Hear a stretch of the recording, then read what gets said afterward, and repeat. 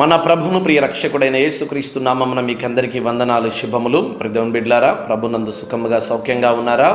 ఈ దిన దేవుని వాక్కు పేతురుగా రాసినటువంటి మొదటి పత్రిక 5వ అధ్యాయము 8 వచనం, నిబ్బరమైన బుద్ధి గలవారై మెలకువగా ఉండుడి.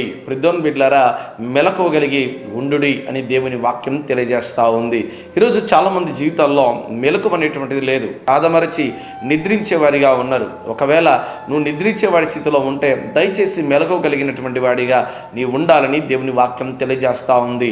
ఇదిగో ఇప్పటికీ మనం చివరి దినానికి వచ్చేసాం, ఈ నెలలో చివరి దినాలకు వచ్చేస్తూ ఉంటున్నాం. అయినప్పటికీ కూడా ఇంకా నువ్వు మెలకువ కలిగి సమయాన్ని పోగొట్టుకుంటున్నావు, నిద్రపోతా ఉన్నావు. ఎందుకు తెలుసా? మహాబలము కలిగినటువంటి సంసోన్ ఆమె తొడ మీద పడుకొని నిద్రపోతా ఉన్నాడు, అందుకు బట్టి తన బలాన్ని పోగొట్టుకుంటున్నాడు. ఈరోజు అనేక మంది నిద్రపోతా ఉన్నారు లోకంలో. అందుకే సోమరి ఎందాక నిద్రించదు, నువ్వు లేచి నీ పనిని పూనుకొనుము.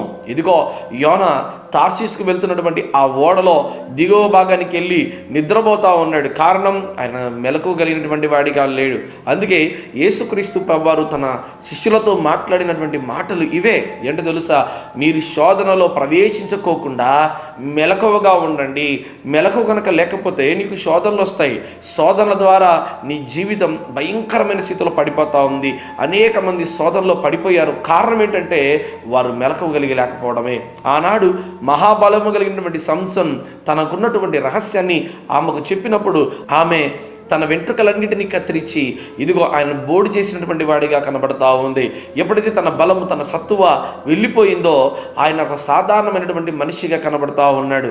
మహాబలము కలిగినటువంటి ఆయన మెలకువగా లేకుండా తొడ మీద నిద్రపోవడాన్ని బట్టి తన బలాన్ని పోగొట్టుకున్నాడు. యోనా దేవుని మాటను వినక ఇదిగో ఓడ కింద దిగువ బాగా నిద్రపోతున్నాడు. బట్టే ఆ గొప్ప తుఫాను అలజడి ఆ సముద్రంలో లేచింది. ఈరోజు నీవు ఎందుకు మెలకువ లేకుండా పోతున్నావు? ఇన్ని జరుగుతున్నా, ఇన్ని శోధనలున్నా, ఇన్ని కష్టాలు వచ్చినా, ఇన్ని అవమానాలు, నిందలు వస్తున్నప్పటికీ కూడా ఎందుకు నువ్వు మెలకువగలిగే ప్రార్థన చేయలేకపోతున్నావు? కారణం ఏంటి? దేవుని ఎందుకు వదిలేస్తున్నావు? దేవుని పరిచయం ఎందుకు పక్కన పెట్టావు? ఒకప్పుడు ఎలా చేసేవాడివి, ఈరోజు ఏమైపోయింది? మొదట నీకున్న ప్రేమ ఈరోజు నీ జీవితంలో ఉంటుందా? మొదట నీకున్న పరిచర్య ఈరోజు నీవు ఉంటుందా? నువ్వు నిద్రపోతున్నావు, లేచి నిలబడు, దేవుని పరిచర్యలో ఉండు, పూనుకో. ఎప్పుడైతే నువ్వు మెలకువ కలిగి ఉంటావో అప్పుడు నీ జీవితం ఎప్పుడైతే నువ్వు మెలకువ కలిగి ఉంటావో అప్పుడు నువ్వు దేదీవ్యమానంగా గొప్పవాడిగా దీవించబడతావు. ప్రియమైన బిడ్డలారా, ఇదిగో సైనికుడికి ఉండాల్సింది ఎప్పుడు కూడా మెలకువ.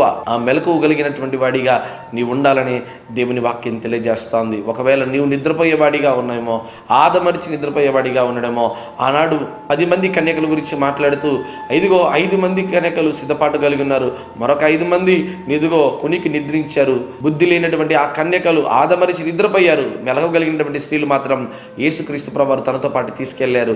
ఇదిగో ప్రభువా ప్రభువా మేము తలుపు తట్టుతున్నాం, ప్రభువా దయచేసి నీ తలుపు తీ ప్రభువా అంటే, మీరెవరో నేను ఎరుగను, వెళ్ళిపోండి అన్నాడు. కనుక నిబ్బరమైనటువంటి బుద్ధి కలిగి, మెలకువ బుద్ధి కలిగి, జ్ఞానము కలిగినటువంటి బుద్ధి కలిగి దేవుని పనిలో ఉండు, దేవునిలో గొప్పగా ఆశీర్వదించబడుతున్నాడు. కనుక ఈ దిన దేవుని వాక్కు తప్పకుండా నీ జీవితంలో నెరవేర్చునుగాక. ఆమెన్.